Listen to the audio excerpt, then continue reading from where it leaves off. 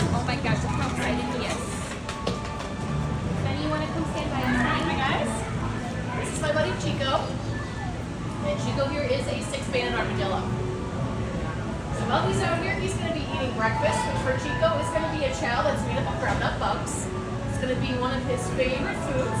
He does also get live bugs. I have some crickets that I'm going to give him after he finishes breakfast. These guys are omnivores, so they also do eat fruits and vegetables as well. Armadillos are masters of being able to dig to look for food, so the majority of the food that they eat are going to be whatever they can find underground, but they are also part of the cleanup crew. They are going to eat whatever is readily accessible, so sometimes these guys will also eat carrion or carcass meat as well.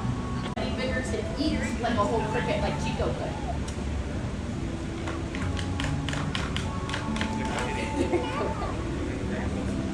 You guys have any particular questions about Chico or armadillos I can answer for you? How old is he? He is 3 years old. He's 3. Yeah. Do you have any more of them, or do you only have one? We only have the one armadillo. These guys are pretty solitary, so they don't like to really have other armadillos around because it's competition for resources.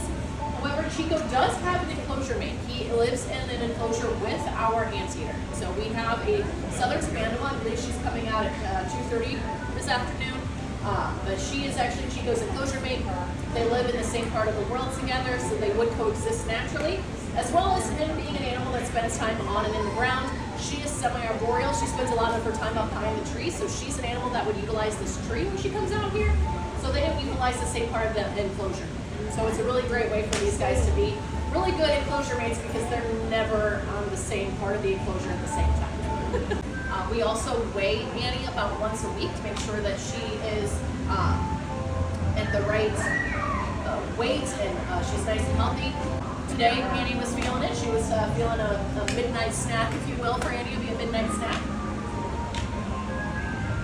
And then it's kind of nice because when she goes out here, it allows our trainers to be able to work with Annie without having Chico here, because this guy here likes to get under our feet, likes to run in between our legs and get really into our space. So sometimes it's nice to not have him in the enclosure when we're working with Annie and let her have some time. Balance is definitely going to be super important for this guy because his eyes are not that great. A lot of the time you'll see him standing up on his hind legs and kind of sniffing around and trying to see if he can detect any potential predators. So that tail is going to be really helpful for that.